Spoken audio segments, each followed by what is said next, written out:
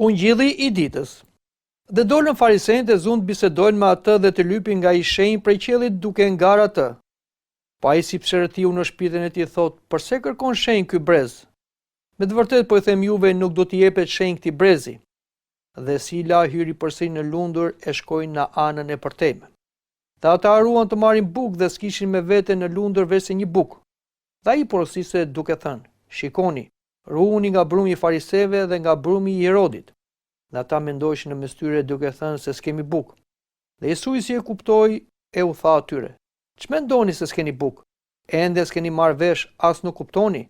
Ende po të ashpër e keni zemrën tuaj, duke pasur sy nuk shikoni e duke pasur vesh nuk dëgjoni? Dhe nuk kujtoni, kur ju theva të 5 bukët për të 5.000, sa kofi plot me copa ngritët? I thanë 12. Edhe kur ju theva të 7 bukët për 4.000, sa shportat plot me copa ngritët? Dhe ata thanë 7. Edhe u thoshte atyre, si nuk kuptoni? Komenti i Ungjillit. Të nderuar miq të Ungjillit, sot lexojmë nga Ungjilli sipas Markut, kapitulli 8, vargu 11 deri në vargun 22. Në vargun 11 lexojmë, dhe dolën farisejtë e zunë të bisedojnë me atë dhe të lypin nga i shenjë prej qiellit duke e ngar atë. Farisejtë, kjo klasë fetare, bisedonte me Krishtin dhe i lypnin atij shenjë prej qiellit duke e ngar atë. Pra, Krishti ishte mes tyre, duke folur dhe duke bërë ato që asnjë nga profetët nuk i kishte thënë dhe nuk i kishte bërë. Përsëri këta farisej nuk donin ta besonin Krishtin, Mesian, sepse ishin të verbuar, ashtu si dikush verbohet duke parë diellin, kështu dhe këta duke parë mirësinë e Krishtit, të shenjtërinë e Krishtit, fjalët dhe veprat e Krishtit, ata ishin të verbuar nga çmira dhe zilia. Prandaj nuk donin ta besonin Krishtin dhe kërkonin një shenjë prej qiellit. Dhe në vargun 12 na thuhet, po ai si psherëtiu në shpirtin e tij thotë, pse kërkon shenjë ky brez? Krishti psherëtiu sepse ai shikonte ligësinë e këtyre njerëzve. Pra, këta njerëz jo se kishin të pamundur për ta besuar Krishtin, sepse ata ndryshe nga populli ishin më të shkolluar dhe i dinin të gjitha ato çfarë do bënte kur të vinte Krishti, që ishin paralajmëruar nga profetët. Por ata ishin të verbuar, siç thash, nga çmira dhe zilia dhe kjo nuk i lejonte që ata ta pranonin Krishtin. Këtu mësojmë dhe diçka që ndodhet sot. Ka shumë njerëz sot ateist ose njerëz që nuk besojnë në Krishtin dhe thonë që ne nuk mund të besojmë. Fjala nuk është se ata nuk mund të besojnë, ata nuk duan të besojnë, sepse ata nuk duan ta pranojnë autoritetin e Krishtit dhe fjalën dhe mësimin e tij, sepse patjetër duhet të heqin dorë nga egoizmi i tyre, nga krenaria e tyre dhe nga jeta e tyre. Sepse nëse njeriu do vendosi veten në qendër të jetës, patjetër që ai nuk do kenë nevojë për Zotin. Që të besosh Krishtin dhe ta pranosh duhet të kesh një mendje të përulur dhe dëshirë për pendim dhe ndryshim. Këtë nuk e kishin farisejt. Këtë nuk e kanë edhe ata që sot janë ateistë, thonë që s'ka perëndi, ose ata që e mohojnë hyjninë e Krishtit dhe nuk e besojnë atë si shpëtimtarin e tyre dhe të gjithë njerëzimin. Dhe vazhdon të thotë, me të vërtetë po i them, nuk do t'i jepet shenjë këtij brezi. Pra, këtij brezit të pabes nuk do t'i jepet shenjë. Zoti nuk rreket me njeriu duke imponuar atë që të besoj. Zoti i flet njeriu një herë, dy herë, e fton, por kur shikon që njeriu, siç shikojmë në rastin e fariseve, e ka të mbyllur vetveten, i mbyll shqisat e tij, pra jo vetëm ato fizike, por shqisat shpirtërore, atëherë Zoti e lë njeriu në dëshirën e vet, në errësirën e vet, dhe për këtë njeriu do ketë pasoja dhe do gjykohet për këtë. Prandaj Zoti nuk jep shenja të imponuara. Do të dim se shenjat janë për të pabesët. Njerëzit e pabes kërkojnë shenja, por mjafton të dëgjosh fjalët e Zotit që ti mund besosh, sepse njeriu është një qenie intelektuale që ai beson tek Zoti nëpërmjet fjalës. Ashtu si thuhet në Ungjilli sipas Johanit, në fillim ishte fjala dhe fjala ishte Perëndi dhe fjala ishte me Perëndin. Pra, nga fjalët që thot Krishti, ato fjalë që ne sot i lexojmë në Ungjill, janë të mjaftueshme që ne të besojmë se ai është Krishti. Aq më shumë edhe nga veprat, siç tha, nëse nuk besoni nga fjalë, besoni nga veprat. Por prap njerëzit nuk duan të besojnë. Dhe Zoti nuk jep shenjë këtyre njerëzve, të cilët i kanë të gjitha mundësitë të besojnë, por nuk duan të besojnë. Ata do mbeten në errësirën e tyre dhe siç thash, do gjykohen për këtë. Dhe në vargun 13 na thuhet, dhe Sila hyri përsëri në lundër e shkoi në anën e përtejme. Zoti i la, nuk u mor me farisejnë. Kjo është fatkeqësia më e madhe që mund t'i ndodhi një qenie njerëzore, kur Perëndia të lë në gabimin tënd, në rrugën tënde të gabuar. Prandaj nuk duhet të arrim deri aty sa Perëndia të heqë dorë prej nesh. Dhe vazhdojmë në vargun 14, lexojmë dhe ata haruan të marrin bukë dhe s'kishin me vete në lundër veç se një bukë. Tu flitet tashmë për apostujt. Zoti hypi bashkë me apostujt në varg dhe u nis për të shkuar në bregun tjetër.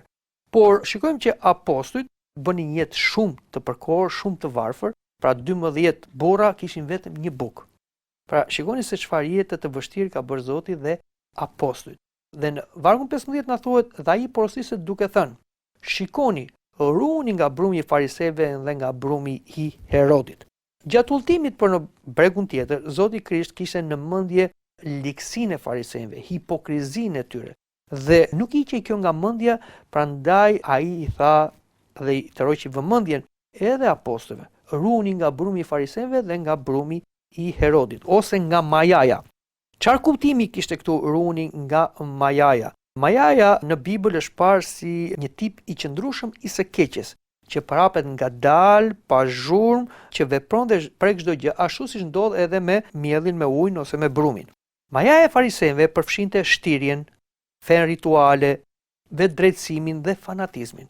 Kurse majaja e Herodit, që në atë kohë ishte mbret e Judenit vendosur nga romakët, përfshinte skepticizmin, imoralitetin dhe natyrën materialiste.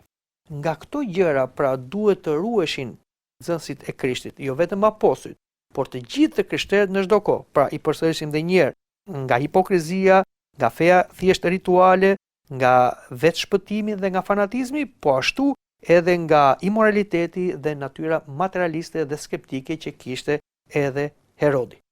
Dhe vazhdojmë dhe lexojmë më poshtë, në vargun 16 na thuhet dhe ata mendonin në mes tyre duke thënë se s'kemi bukë. Tashmë apostujt, duke menduar ndryshe nga Krishti, fjalët e Krishtit i panë në kontekstin materialist dhe menjëherë mendja ju vajti te ushqimi. Pra s'kishin bukë për të gjithë dhe kjo ishte shqetësimi i apostujve dhe menduan se për këtë Krishti tërhoqi vëmendjen. Po shikoni çfarë na thuhet më poshtë. Në vargun 17 thuhet edhe Isusi që kuptoi u tha atyre: "Ç'mendoni se s'keni bukë? Ende s'keni marrë vesh, a nuk kuptoni? Ende po të ashpër e keni zemrën tuaj, duke pasur sy e nuk shihni, duke pasur vesh e nuk dëgjoni dhe nuk kujtoni."